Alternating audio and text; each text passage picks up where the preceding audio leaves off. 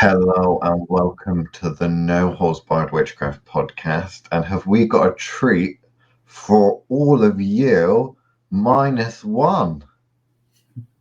Chris, why is that? Why minus one? Why is one person not getting a treat? Why is one person getting a trick rather than a treat?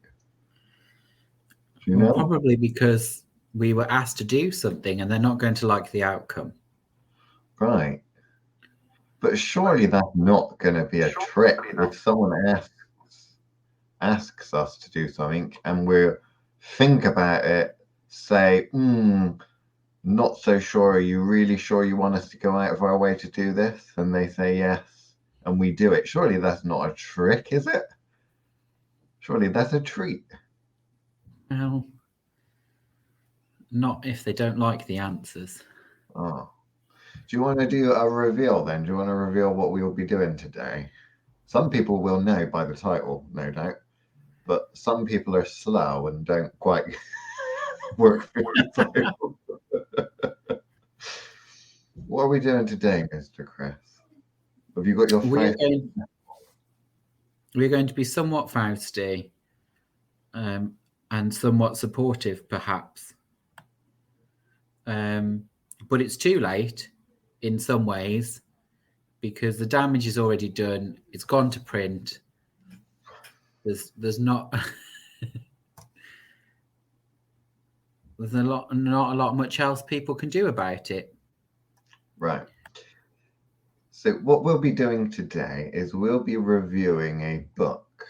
Now I know I've done book reviews before that didn't go down very well because the authors and their fans often don't like my book reviews because they're too constructive, Chris, I think.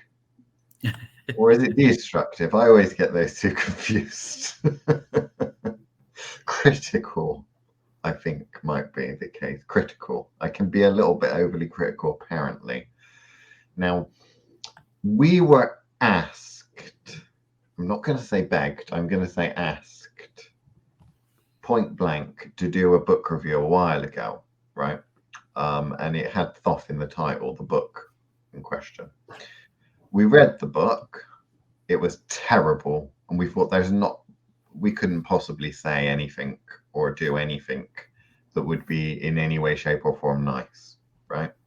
And then someone else came along. They wanted us to review their podcast. Very similar issue we had. Now a third person's come along and they've emailed and specifically asked, can we do a book review of their book? And now is it a case of we've caved in, Chris? Is that what you'd call it? I think there's a potential learning curve there that maybe it's happened 3 times now, so we probably should comment about the concept of asking 2 very opinionated witches to review anything that belongs to them publicly when they have to make an income from it. So I think taking the risk of not doing their research on us before they actually ask us to do these things, because a lot of the times these come from their publishing agents and their publicity people. And surely you would hope that they don't just put witchcraft into a search engine and kind of hope that the top 20 people that they find will send emails to them. Well, they don't. The intern, but maybe they do. The intern that works for the publishing company does. Although in this case, I believe the email actually came from. Oh no, it came from info@JH Publications. So. Yeah, it did come from the publishing company again. Anyway, the book we will be attempting to review today is called The Way of the Green Witch, a comprehensive guide to green witchcraft, herbal magic, magical teas with a K, and brews, rituals, and spellcasting by Heather Blackthorn. Okay. Yeah. So I'm going to point 2 things out to start and be really rude to begin with. Yes. Is one, The Green Witch is an established book. So to then claim that this is the way of the Green Witch suggests it's some kind of sequel. Well, the way of the Green Witch, a comprehensive guide to green witchcraft. So the way of the Green Witch. I'm presuming, let's give them the benefit of the doubt, Chris. We can't be too overly harsh right at the fucking beginning because we've both read the book. No, we've both read the book. We know what's to come. I'm sure people that have listened to reviews before know what's to come. Let's not be overly critical. In fact, let's do something unprecedented. Let's be overly nice. Okay, we're going to be overly nice with this one. Please be overly nice. Don't be as feisty. I don't think I can be, Liam. This is my problem. I had to hold back on sending an email to her afterwards because I was really struggling with how I was going to put it nicely, that you can call anything a comprehensive guide that's only 200 pages long when half of them are blank. I'm just... Okay, sorry. I don't know. Down. Right. We'll start at the very beginning of the book. We have both read all of the book. It was a month or so ago that we read it all. But the definition of comprehensive, including or dealing with all or nearly all elements or aspects of something. Now, it does kind of allude in this book that it's about green witchcraft, but that green witchcraft essentially is about the earth being a magical place and you recognizing the signs of nature, being able to use nature. Now, one could say that it is a definitive guide, surely, if all the book says is, well, there is no real definition of green witchcraft. It's something that someone kind of made up. It just means working with nature and shit. Is that not the definitive guide of all you need to know? Anything goes, Chris? No morality, ethics, no yes, right, wrong. There's no specific rituals need to do. This isn't like the correct, this is how Catholic mass gets done, because if it ain't a Catholic mass, it's not really fucking Catholic, is it? That kind of thing is not specific. It is a free-for-all now. You could not say that it is definitive guide to green witchcraft. If it's a definitive guide, then I would be worried about anybody that calls themselves a green witch. That's all I'm saying. Is to use terms like definitive or comprehensive, you're already setting yourself up to a pretty big mark. Like, so, you know, even Agrippa doesn't call it a comprehensive guide to anything. You know, it just says in the title, there are 3 books of it. 1, 2, and 3. Yeah. You know, and you're expecting in those 3 books that you'll probably cover a lot of things. But I just think from the beginning, this person has set themselves up to fail on the basis that they're covering so much ground. Like, it's not even just a comprehensive guide to green witchcraft. It's then gone as far to say, and herbal magic, and protective teas and brews, and rituals, and spell casting is all apparently covered in 200 pages. But to be fair, it does speak a little bit about this is the witch's personal tradition, or some sort of hereditary tradition, I believe. She reckons there is. But that it is not like the Wiccan traditions or the fairy tradition or anything like that, in that it's not rigid and such. I believe the purpose is of the book primarily is to make money. I think the secondary purpose of the book is to put out information that makes it easier for beginners to start practicing some form of green style witchcraft. I'm presuming that is the case. We haven't spoken to the author. So let's crack on, shall we? So we can start with the introduction, but the introduction's not that exciting. But part one is the basics of green witchcraft, principles of green witchcraft. The concept of witchcraft has existed for centuries upon centuries, perhaps since the beginning of time. The word witch probably conjures up images of fair maidens or old crones who use cunning and magical abilities to wreak havoc on their neighborhood. As it turns out, your opinion about witches is not only wrong, but also dated. Is she talking to us? Is she talking to the reader, or is she talking to the person that thinks that, you know, they think about fair maidens and old crones wreaking havoc on neighborhoods? What do you think she means? Yeah, I think it's written out the general concept, right. And I kind of take this book in the same way that I kind of take a lot of the new books by trad witches, where they're kind of like trying to separate themselves from Wicca. So I kind of get this kind of vibe of, oh, we're not that over there. And I think that's where I struggle, because when I then read what they're selling you that repackaged, that thing they told you it isn't. So this is where I struggle with it. But yes, I think what she's trying to say is, you, kind of the collective you, keep talking about witchcraft wrong. Right. And then obviously she goes on to try and explain herself. And do remember, Liam, we can't read it verbatim. So, you know, let's be careful how much of it how many excerpts we read of it.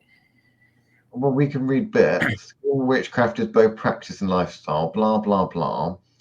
So the Green Witch is one who has an ongoing and never-ending relationship with the earth. And the earth, in turn, has a relationship with her. She calls on nature for guidance and relies on its strength for healing.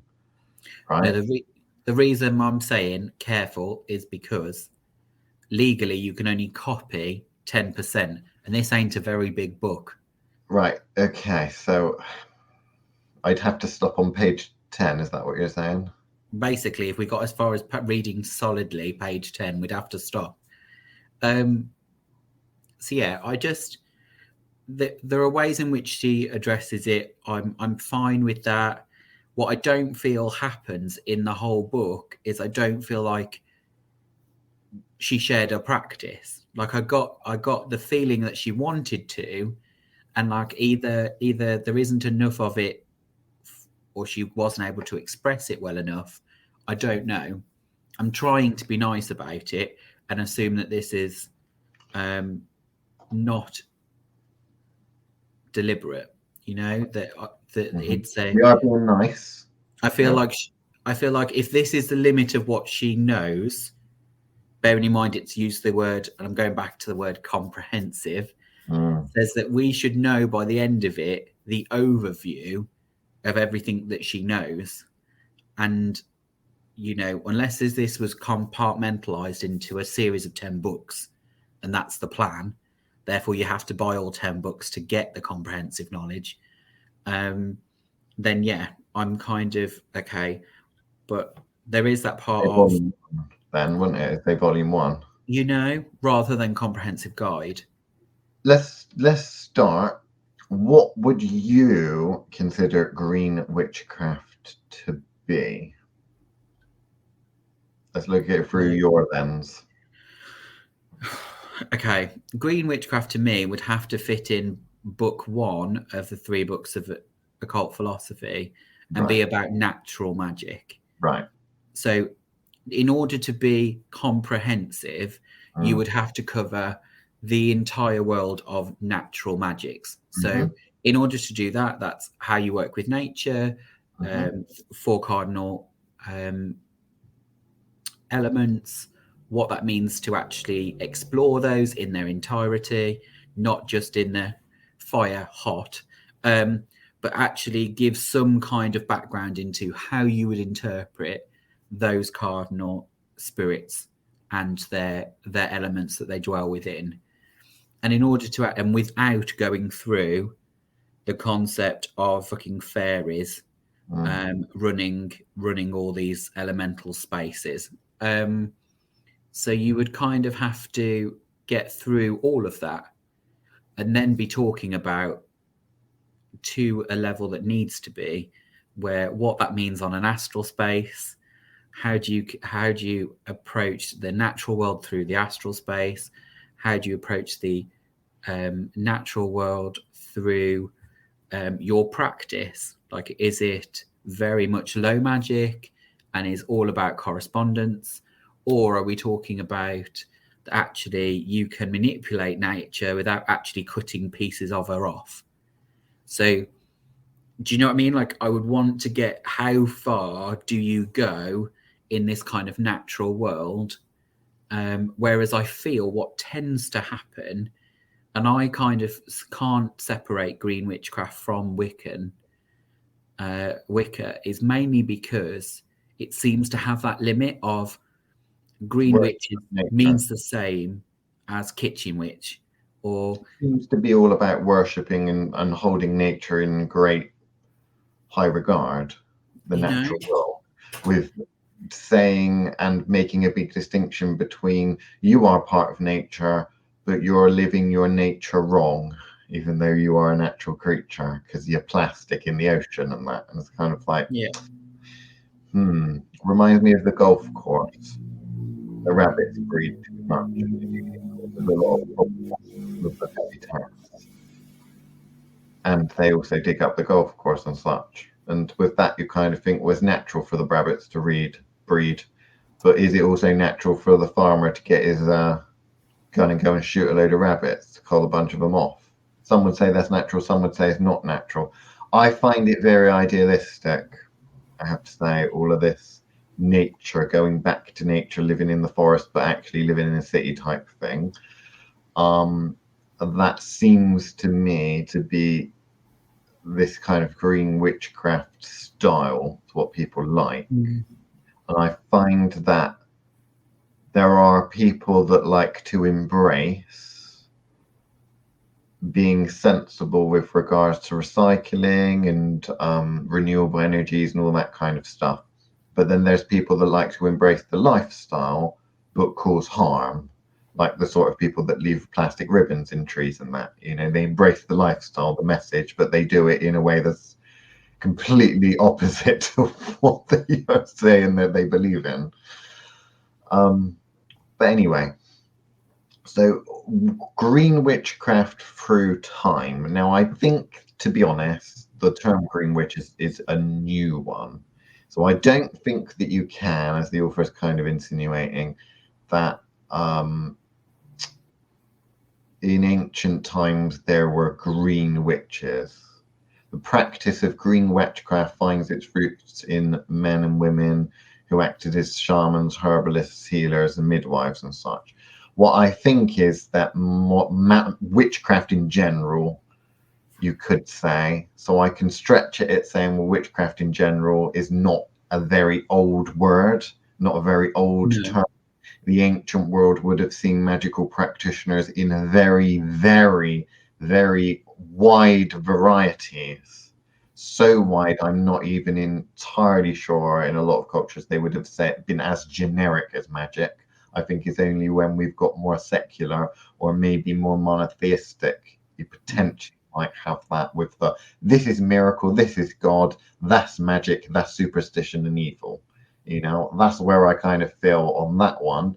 I think from an archetypal perspective, we've put out a lot of comment on this in terms of the history of witchcraft, magic, and that. I want to skip this entire chapter, if I'm honest with you. Well, I just want to say I even struggle with the word shaman on that front. I know we've talked about other things, but, you know, we have a tendency to liken the word to shaman a lot. And actually, even the word shaman would have been probably not what they were called. So it's a word we now have, and we have from very many different languages, but even the word shaman wouldn't necessarily have been used, or herbalist, you know, or even necessarily midwife. It would have been probably healer, wise woman or man. Like, do you know what I mean? Like, it would focus on that is the person with knowledge, not what they performed, and I think that's where the biggest difference would be. But so it does go on to talk a little bit about green witchcraft. It's going to focus more, I think, on the book with healing and that sort of things. It does say, in the world today, most medicines that are administered to sick people target the symptoms of the disease rather than the actual disease itself, blah, blah, blah. Interesting in the last part of it says your obligation as a green witch extends beyond that of conventional medicine.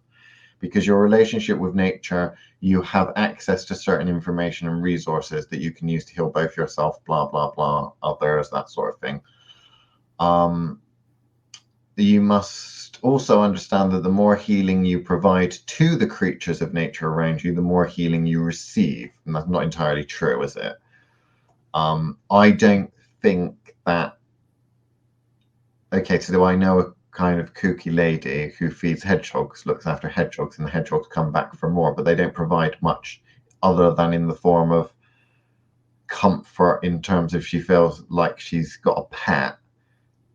There isn't really a lot that's going on. There's this idea you have like in Christianity and stuff, if you give to the church, that God, Jesus, and that will reward you by making your life better and stuff, but there's numerous people that would tell you that that's not necessarily the case. I think is a bit more cause and effect. I don't like the idea that people tend to push about you have to be really nice and really nice things happen, because it kind of insinuates that only nice things happen to nice people and the bad things happen to bad people. I think cause and effect is a little bit more the reality of the situation. If you go around bullying people and being horrible to people, they are not going to look out for you. But at the same time, how many people that are really sweet and nice get conned out of their entire life savings by a fake prince from Dubai, right?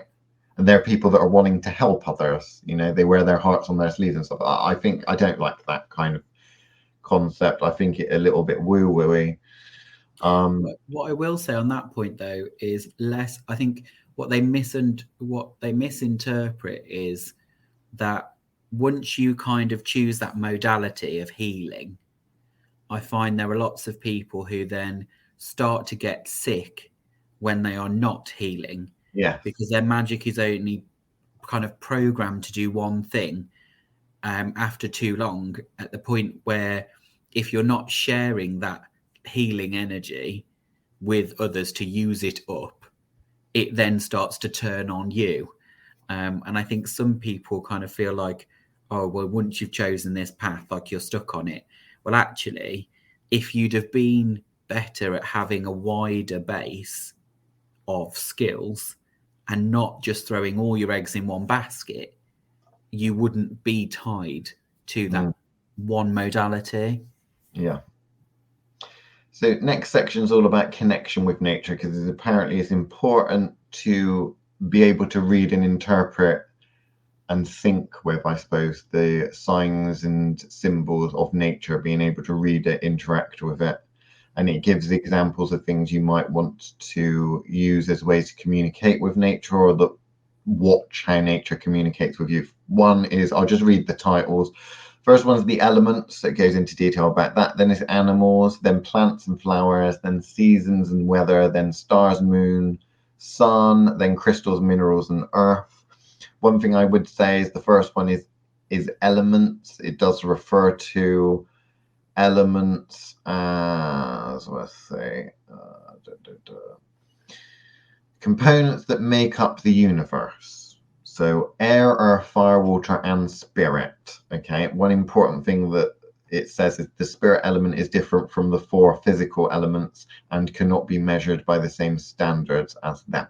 That, it looks like something straight out of one of those 90s Wiccan books that Llewellyn would have published, that was copy and pasted or copied from people that didn't really fully understand what the fuck they were talking about. Because, I mean, we jump on the Wiccan bandwagon and kind of bash a lot of them, but that's mainly because of books that this sort of person has probably copy and pasted from. And I do think that this was apparently supposed to be some sort of knowledge passed down. Maybe it was knowledge passed down from the mum and dad. Maybe they got the knowledge from the Wiccan books in the 80s and 90s. I don't know. But I can tell you that it is not the sort of thing that you would find in more older texts like Agrippa's. 4 elements there, right? And it's not stuff that you would really find in traditional Wicca either. Maybe later editions of Wicca, this whole spirit thing, this whole thing that there's the physical elements and then there's spirit, because we don't understand what's beyond the physical realm, beyond the veil. When in reality, the most important thing that we need to think about is that we are human. We are viewing everything through a human lens. And whilst we're viewing through a human lens, we're trying to look through that human lens, but look through another lens that is not human. So as humans, we have a human lens, but we can't get rid of that human lens a lot of the time. Therefore, you're trying to look through another lens, and it gets very, very complicated. And what that seems to me, I would say, is very important with dealing with elements and such in any sort of structure, is that you're trying to structure the universe on an energetic level. And one of the elegant, simple ways of doing that, which is in many cultures, is let's just go with this elemental thing. How can we break things down as simple as possible? Oh, look, there's a sky, airy. Oh, look, there's physical, his ground is quite solid. Oh, there's liquidy stuff, there's fire, hotty stuff, you know, that kind of thing. It makes sense, but the level of detail, I'm sorry, it just screams copy and paste. And not even from a book. This feels copy and paste, and I'm going to go as far as saying from a shitty pathos kind of blog. Mm. I would rather read Pathos than read some of what's in this sections in here, where it just doesn't feel like there's any personality to it, which I know is a strange word to use, but like when you're writing something because you're passionate about it, it's impossible not to give some of that over when you're talking about it and when you're kind of bringing those things forward. Like I say, it's an interesting one, and like I said, I don't understand how someone could write a book like this on remarkably little. Well, don't you think it was written by an AI? Not what you said reading it. I did wonder whether or not this has been an AI that's built this but the only thing about that doesn't carry is if you ever get right to the end and actually get to her bibliography and like kind of references, there's only 6 books on it. Do you mean someone's written in a comprehensive guide to green witchcraft, but they've only got their knowledge from what, 6 books? 6 books, and not a single one of them is written before 2017. Are there any herbals or anything like that, or is it literally the Llewellyn type stuff? No, they don't. They're not even as good as Llewellyn. Oh, bloody hell! There's an amethyst range one on there, and obviously the one that I'm saying is being plagiarized here, which is the Green Witch. So you kind of like, you've even written at the end of your book that the book that you most likely pulled this from is one of the 6 references. If anything, this book is only a marketing strategy to sell more copies of the Green Witch, in my opinion. I don't know about that. Right. So we're pretty much at the end of the regular edition of this. You know, we'll go on in extra time on the Patreon and we'll fully go through the rest of the book.